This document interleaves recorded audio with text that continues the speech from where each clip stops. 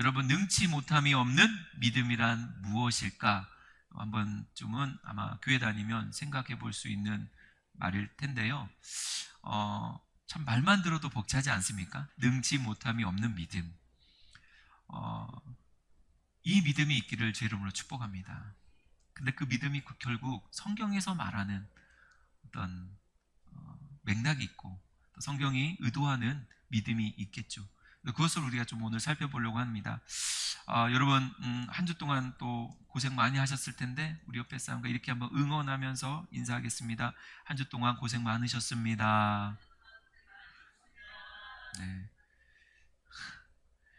네. 여러분 고생을 하나님이 알아주시기를 주의 이름으로 축복드립니다. 오늘 하나님께서 특별히 여러분의 삶을 다시 일으키시기를 주의 이름으로 축복합니다. 여러분, 지난주의 말씀을 잠깐 우리가 살펴보겠습니다. 지난주 말씀 아마 또 기억이 잘 안 나시는 분, 가물가물하신 분, 또 좀 기억나신 분이 있겠지만 지난주 말씀은요, 사마리아 여인이 예수님을 만나는 장면이 있었고 그 사마리아 여인이 남편을 계속 바꿔가지만 채울 수 없는 욕망, 욕구, 그런 상태에 있다가 예수님을 만나니까 영원히 마르지 않는, 목마르지 않는 그 샘물을 만난 것처럼 기뻐하더라. 할렐루야. 그러니까 그 사마리아 여인이 누굽니까? 저와 여러분인 거예요. 하나님을 떠난, 예수를 믿지 않은 인생은 그와 같이 계속해서 뭔가를 바꿔가면서 찾는 것이 있어요. 자유, 평화, 행복, 이런 것들을 찾아다니지만 결국 도달할 수 없다는 거죠. 그러나 오늘 주님을 만났을 때 목마름이 사라진 줄 믿습니다. 그게 사마리아 여인이 우리였다라는 거죠.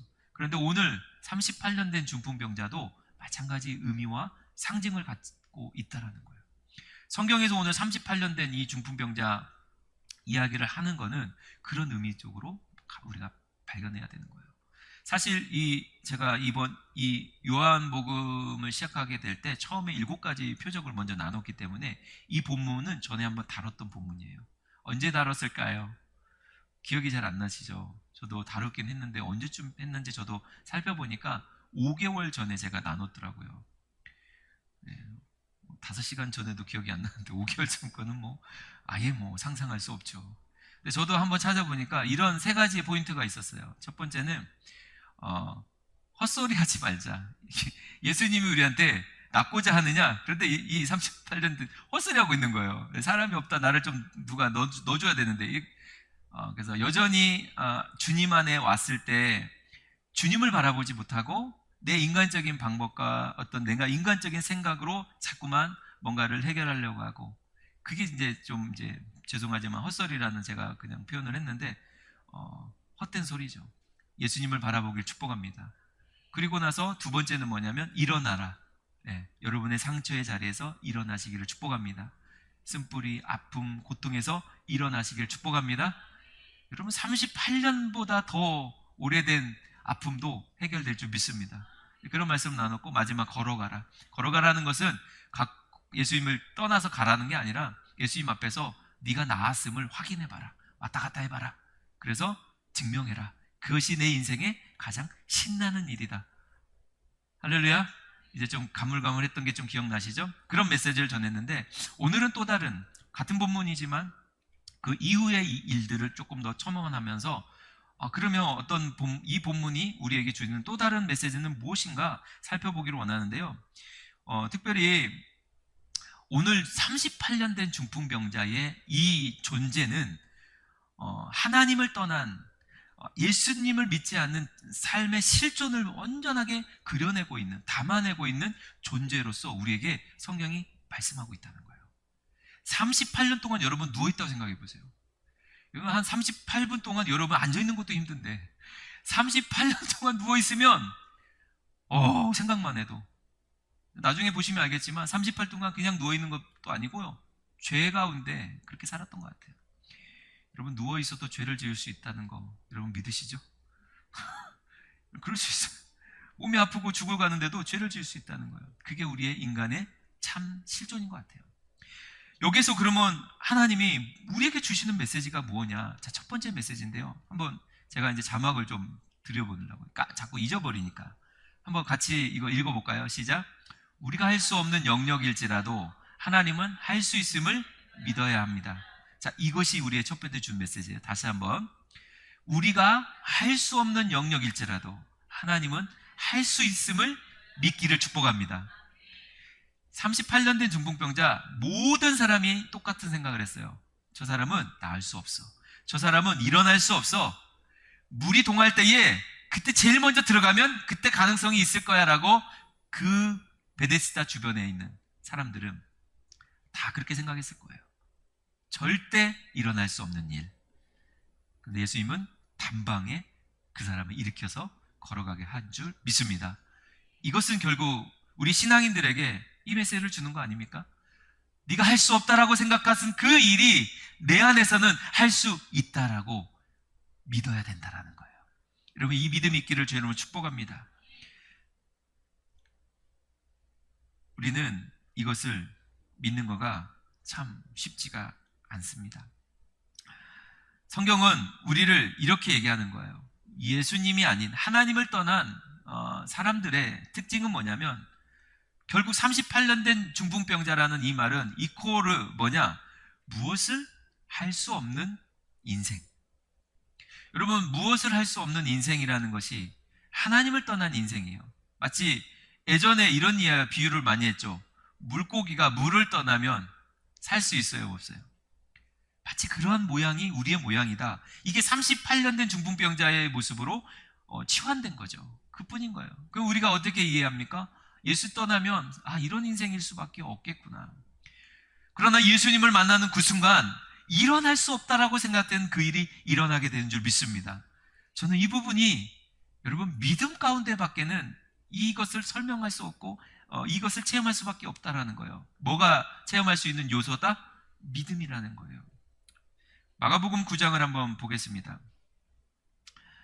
마가복음 9장에 23절 이렇게 나와 있어요. 시작. 예수께서 이르시되 할 수 있거든이 무슨 말이냐? 믿는 자에게는 능히 하지 못할 일이 없느니라 하시니. 여러분, 이 말씀을 들으면 소망이 생기십니까? 절망이 생기십니까? 처음엔 소망이 생기는 것 같아요. 믿는 자는 능치 못함이 없다. 우와, 할 수 있겠다. 근데 현실에 가보면 와장창 무너집니다. 이거는 예수님의 이야기구나, 내 이야기가 아니구나, 이런 식으로 막 이해가 되는 거예요. 그래서 처음에 소망이 있는 것 같지만 이거를 보다 보면요, 화가 나고 난 안 되는 것 같고, 왜 저 집사님은 되는데 나는 왜 안 되지?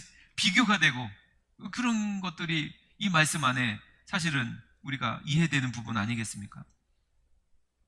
여러분, 한번 묻겠습니다. 여러분은 믿는 자에게 능치 못함이 정말 없다고 생각하시나요? 그렇지 않으시나요?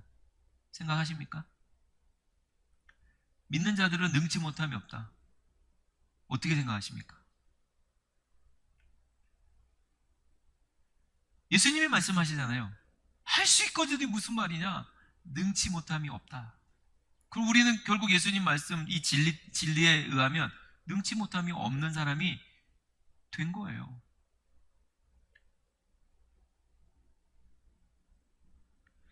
이 말씀을 그런데 대부분 이렇게 좀 착각하는 경향이 어떤 것이 있냐면, 예수님을 믿으면 내가 능치 못함이 없는 사람, 능력이 있는 사람, 능력이 부여받아서 어떤 성령이 임하면 권능을 받고 그 능력이 임해서 내가 뭔가 능력 있는 사람이 될 거라는 생각을 가져오는 그런 경향이 있어요.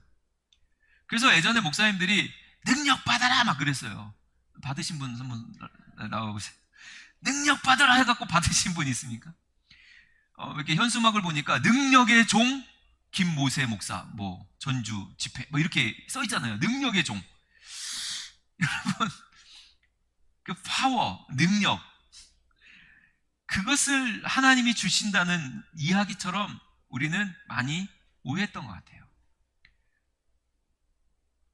기독교는 반대예요. 내가 열심히 노력해서 뭔가를 쟁취해서 초월, 상식을 넘어가는 힘을 얻게 되는 인간이 되라. 이게 니체의 초월 사상, 위보맨시, 초인이 되라는 사상이거든요. 현대 많은 사람들이 이 니체의 사상에 환호합니다.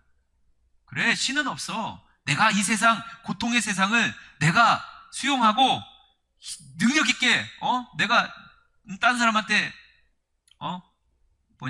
부족함 없이 능력 있게 살아내야지. 그게, 능력 있는 정신이야. 얼마나 환호성을 받습니까? 그러나 세상 사람들이 그렇게 살아갈 때 우리는 예수님의 능력을 받아서 너희들은 네 힘으로 살아라. 우리는 예수의 능력으로 살 것이다 하고 능력으로 살아간다라고 많이들 생각하는 것 같아요.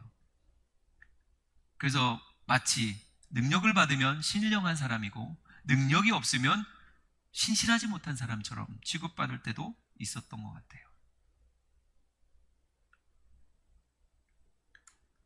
그래서 목사가 설교할 때 기적이 일어나지 않고 기도했는데 감기를 위해서 기도했더니 목사가 감기가 옮겼어요. 그럼 능력이 없는 거예요. 여러분 어떻게 생각하십니까? 목사님 감기 걸려서 기도해 주세요. 기도해 줬는데 감기가 올렸어 목사가. 그럼 이거 능력이 없는 거 아닙니까? 능력을 좀 받아야 된다. 저와 가까운 우리 지인이 항상 저한테 하는 말이에요. 능력 받아야 돼 서목사. 항상 저한테 얘기합니다. 저도 받고 싶습니다. 제발 좀 휠체어에서 일어나기만 하면 부흥된다는데 저도 그러고 싶어요.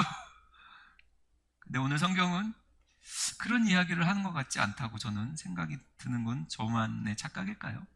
그러면 능력은 네가 능치 못함이 없으리라는 이 말씀은 어떤 이야기일까요? 제가 쉽게 이해가 되도록 예를 들어 드릴게요. 여러분, 우리가 할 수 없는 일들을 하나 생각해 봅시다. 주님은 분명히 할 수 없는 게 없다. 능치 못함이 없다. 다 할 수 있다라고 말씀하셨으니 그럼 우리가 할 수 없는 일들이 있어요. 그게 뭐냐면요. 부자 되는 거? 아니요. 건강해야 되는 거? 아니에요. 그건 여러분의 노력으로도 충분히 부자 될 수 있고 성실하게 살면 그렇게 여러분이 회복될 수 있어요. 우리가 할 수 없는 일, 대표적인 예로 용서. 여러분 용서해 보셨어요? 죽기 전에 사람들이 제일 많이 후회하는 게 뭔지 아십니까? 내가 용서하지 못한 그 사람을 만나고 보고 싶다. 그 사람을 평생 용서하지 못해서 참 안타깝다. 후회한대요. 사람이 죽음 앞에 섰을 때 그걸 후회한대요. 돈을 많이 벌지 못해서 아니면 뭐 못해서 여행 가지 못해서 이런 게 아니라 용서하지 못해서 후회한대요. 여러분 인간은 용서를 할 수 있을까요? 용서할 수 없어요. 특히 하나님을 떠난 사람들은 믿음에 거하지 않는 사람들은 용서 절대 안 합니다. 복수? 요즘에 차 운전하기 어려워요. 조금만 빵 그러잖아요. 바로 복수가 들어오잖아요. 네? 무서운 세상입니다. 쳐다봤다고요? 몽둥이로 때리질 않나. 그런 세상 아닙니까? 성령의 9가지 열매를 잘 보세요. 사랑으로부터 시작합니다. 사랑. 우리가 할 수 있을까요? 과연? 진짜 그 사람을 내 생명보다 더 귀한 아가페 그 사랑으로 우리가 사랑할 수 있을까? 절제. 여러분 절제할 수 있어요? 전 절제 절대 못해요. 여러분 절제 못합니다. 제가 엊그저께도 그 얘기를 했는데 저는 몸에 돌이 많이 생기거든요. 저도 나름대로 참는가 봐요. 사리가 생긴다고 하잖아요. 스님은 사리가 생기면 존경받는데 목사는 돌이 생기면 무능력한 종으로 이렇게 역임을 받더라고요. 절제할 수 있을까? 우리가 절제 못합니다. 못하는 게 너무 많잖아요. 그럼 어떻게 할 수 있냐? 믿음으로 할 수 있는 거예요. 어떤 믿음입니까? 주님, 제가 이 사람을 용서하고 싶은데 도저히 이 사람 용서할 수 없어요. 나에게 너무 큰 상처를 주고 이 사람은 내가 아시잖아요. 용서할 수 없어요. 그런데 하나님이 날 도와주시면 하나님이 나에게 긍휼의 마음을 부어주시면 제가 용서할 줄 믿습니다. 여러분, 용서는 믿음의 영역인 것 같아요. 우리가 할 수 없는 것을 할 수 있게 되는 방식은 이런 방식으로만 가능하게 되는 거예요.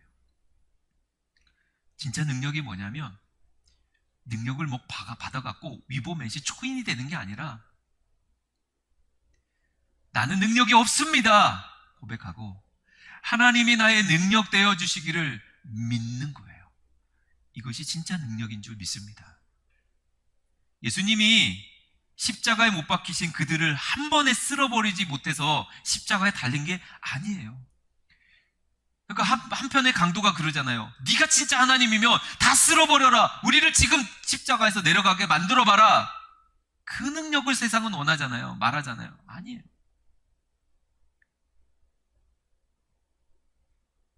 진짜 사랑을 펼쳐낼 수 있는 예수님이었던 것입니다. 그것이 능력인 줄 믿습니다. 여러분은 어떻게 사랑하고 계십니까? 여러분은 어떻게 이 일들을 감당하고 계십니까? 대부분 실패합니다. 저 역시 마찬가지예요. 사랑, 희락, 화평, 오래 참음, 자비, 양선, 온유, 충성, 절제 아무것도 할 수 없다는 걸 저는 깨달았어요. 내가 할 수 있는 게 없다는 걸 깨달았어요. 그런데 성령이 우리 가운데 거하시면 이런 열매들이 일어나는 거예요. 할 수 있게 되는 거예요. 믿는 자 안에서 능치 못함이 없는 것은 이런 성령의 열매들을 맺을 수 있다는 것을 여러분 믿으시길 축복합니다. 그래서 진짜 신앙인은 여러분 어떤 특징이 일어나냐면 관점의 전환이 일어나요. 패러다임의 쉬프트. 코페르니쿠스의 전환이라고 하죠. 나는 할 수 없으나 주가 하신다는 믿음으로 나아가는 신앙이 시작되게 되는 줄 믿습니다. 그러니까 우리가 세상상을 살아갈 때 승리한다는 것은 어떤 의미냐면요, 내 노력과 어떤 결심과 어떤 열정이 어떤 것을 이뤄내는 것이 아니라 그 모든 것들이 무너지지 않도록 하나님이 지켜주신다는 믿음을 갖고 살아가는 거예요. 여러분 기억하십시오. 할렐루야. 나는 할 수 없지만 주님이 나를 도와주시면 할 수 있을 줄 믿습니다입니다. 할렐루야. 믿음으로 하게 되는 것, 그것이 우리 가운데 부어지기를 주 여러분 축복합니다. 그렇다면 두 번째 메시지 한번 띄워주실래요? 같이 읽겠습니다. 시작. 신앙인이 일상에서 거룩한 삶을 이루는 방식을 이해해야 합니다. 한 번 더요. 신앙인이 일상에서 거룩한 삶을 이루는 방식을 이해해야 됩니다. 자, 쉽게 말하면 우리 믿는 사람들이 어떻게 하면 죄 안 짓고 거룩하게 살아갈 수 있냐, 이 방식이 뭐냐라는 거예요. 여러분 죄 안 짓고 살아왔습니까? 한 주 동안? 죄 짓죠. 부지중에 짓잖아요. 그런데 오늘 잘 보세요. 요한복음 5장 14절을 읽겠습니다. 요한복음 5장 14절. 예수님이 치료해 주시고 그냥 가셨다가 다시 찾아와서 이 얘기를 하는 거예요. 시작. 그 후에 예수께서 성전에서 그 사람을 만나 이르시되 보라 내가 나았으니 더 심한 것이 생기지 않게 다시는 죄를 범하지 말라 하시니. 이게 무슨 말이에요? 너 죄 짓지 마. 너 죄 지면 더 심한 거 생길 수 있으니까 이제 죄 짓지 마 라는 말이에요. 그러니까 38년 된 중풍병자는 왜 그런 중풍병자로 살았냐면 죄 때문에 그런 거예요. 그래서 예수님이 다 그 죄를 용서해 주시고 다시 일으켜 주신 거예요. 그래서 갔다가 다시 얘기해 주는 거예요. 와갖고. 여러분 갔다가 다시 왔다는 얘기는 얼마나 중요한지 아시겠죠? 아주 중요한 이야기라는 건데, 다시 와서 분명하게 얘기하는 것은 너 죄 짓지 마 그런 거예요. 이제 너 죄 지으면 38년 동안 누워있었던 그 중풍병보다 더 심한 것이 올 거야. 뭐겠어요? 죽음이겠죠. 너 이제 더 죄를 지으면 죽어, 이 얘기예요. 여러분 집에 가서 한번 요한복음 5장을 보세요. 내가 너를 살릴 것이다, 생명을 줄 것이다, 생명의 부활이 일어날 것이다. 이 생명, 다시 사는 것, 다시 일어난다는 얘기가 엄청 많아요. 무슨 얘기냐? 요한복음 5장의 이야기는 예수 그리스도를 통해서 우리가 살아나는 이야기입니다. 할렐루야. 그런데 그 중심에는 뭐가 있냐면 거룩한 삶, 깨끗한 삶, 죄 짓지 않는 삶이 필요하다는 것을 굉장히 강하게 이야기하고 있다라는 거예요. 그러면 여기서 또 다른 고민이 생기는 거예요. 목사님, 저는 죄 안 지을 자신이 없습니다. 그렇지 않아요? 죄 안 짓고 싶다니까요. 근데 누가 죄 짓고 싶어서 짓나요? 여러분, 사단이 얼마나 약은지 이 사단이 우리 그렇게 속이는 거예요. 죄를 짓잖아요. 그때부터 계속 어떻게 공격하는지 아십니까? 너 죄 졌잖아. 너 죄 졌잖아. 너는 역시 안 돼. 넌 그래서 죄인이야. 넌 하나님하고 관계가 없는 인간이야. 쓰레기야. 이렇게 계속 우리를 정죄하는 거예요. 죄 한번 지으면. 그러면 성령님은 그때 뭐라고 할까요? 성령님은 할 수 있거든요. 무슨 말이냐? 믿는 자에게 능치 못함이 없어요. 여러분, 죄의 문제는 우리가 할 수가 없어요. 이길 수 없어요. 그거 이기려고 하는 사람 유대인들이에요. 율법으로, 행위로. 그게 아니라는 걸 예수님이 보여줬잖아요. 유대인들 다 기도에 엎었잖아요. 그 뭐냐? 예수님을 믿어야 되는 거예요. 죄를 사하여 주시고 사망의 권세, 죄의 권세를 끊어버리신 예수님을 믿으라는 거예요. 쓰러진 그 자리에서 38년 동안 지었던 그 죄인의 자리에서 일어나라는 거예요. 누굴 통해서? 예수 그리스도를 통해서 다시 일어나십시오. 우리 옆에 사람과 한번 이렇게 권면하십시오. 다시 일어나십시오. 시작. 강하지가 않은데요. 다시 한번. 당신이 죄인인 거 압니다. 다시 일어나십시오. 시작. 우리 죄인인 거 아닌 거, 아이고, 다 알아요. 그런데 예수님이 복음인 이유는 다시 일어날 수 있다는 것을 네가 믿느냐? 여러분, 죄를 이겨낼 수 있는 건 우리가 안 된다고요. 거룩한 삶을 어떻게 살아가냐? 그 방식은요, 우리의 힘과 노력으로 안 돼요. 주님이 함께 하셔서 주님께 의지했을 때만 우리가 그 모든 죄를 이겨낼 줄 믿습니다. 그래서 성령을 보내주신 거예요. 보혜사 성령이라고 하잖아요. 보혜사의 뜻이 뭡니까? 위로자예요. 왜 위로일까요? 내가 아파하고 힘들 때, 믿음으로 살려고 하니까 세상에서 고난을 받을 때 위로해 준다는 것. 첫 번째. 두 번째는 죄 가운데 빠져서 헤매일 때 다시 죄의 용서를 통해 위로해 주시는 그 보혜사가 성령인 줄 믿습니다. 성령 충만한 능력 있는 사람은 누군지 아세요? 죄를 안 짓는 사람이 아니라 죄 지은 자리에서 다시 일어난 사람이 진짜 능력 있는 사람이라고요. 여러분, 능력 받기를 주의 이름으로 축복합니다. 힘이 없고 변화되지 않는 것 같아도 아니에요. 여러분, 그 자리에서 다시 일어나는 것이 믿음이라는 것을 여러분 기억했으면 좋겠습니다. 말씀을 정리할게요. 제가 최근에 좀 좋아하는 목사님이 한 분 생겼어요.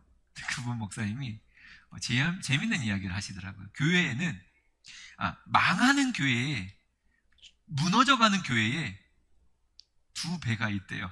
들어보셨어요? 망하는 교회에는 두 배가 있대요. 무슨 배인 줄 아세요? 오는가 배, 가는가 배. 망하는 교회는요, 세순자가 와도 오는가 배, 가는가 배, 이 배가 두 개가 있대요. 관심이 없어요. 한국교회 성도님들이 실력이 이 정도밖에 안 돼요. 내 신앙도 버거운 거예요. 누구를 챙길 여유가 없고 여지가 없어요. 내 신앙도 막 무너지기 직전인데 누가 와도 뭐 좋지도 않아요.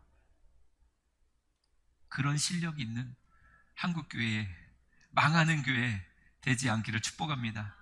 어떻게 하겠습니까? 그런 무능력함, 실력 없음은 인정해야 돼요. 그러나 그 가운데서 좌절하고 넘어져 있지 마세요. 38년 동안 그러고 있지 마십시오. 다시 일어나시기를 축복합니다. 그러면 어떤 믿음이 있어야 돼요? 주님이 나의 죄를 용서해 주셨다. 내가 다시 일어나서 나아갈 수 있도록 하나님 도와주실 줄 믿습니다. 믿음을 갖기를 주의 이름으로 축복합니다. 내 힘으로는 당연히 안 돼요.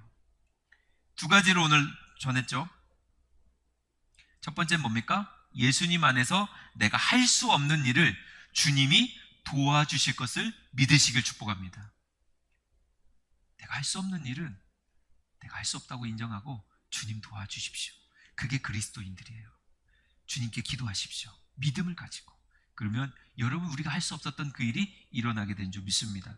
두 번째는 뭐예요? 주님 안에서, 특히 성령 안에서 우리가 거할 때에만, 그분 안에 있을 때에만 우리가 죄 짓는 인생에서 탈출할 수 있고 심지어 거룩한 삶을 살아낼 수 있는 자가 될 수 있음을 믿으시길 축복합니다. 이 두 가지 믿음이 능치 못하는 믿음의 성도의 삶의 믿음이라는 거예요. 여러분, 이 믿음이 있기를 주의 이름으로 축원드립니다.